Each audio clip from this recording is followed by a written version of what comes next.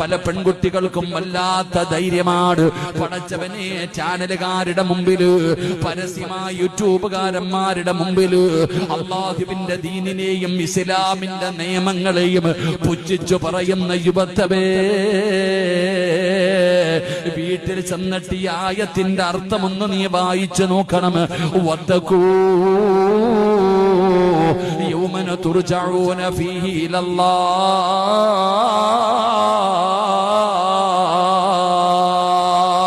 ഇതിന്റെ അർത്ഥം പറ്റുമെങ്കിലും ഒന്ന് വായിച്ചു നോക്കണേ.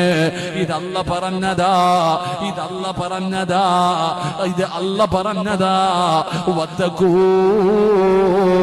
യൗമന തുർജഊന ഫീഹി ഇലല്ലാഹ്.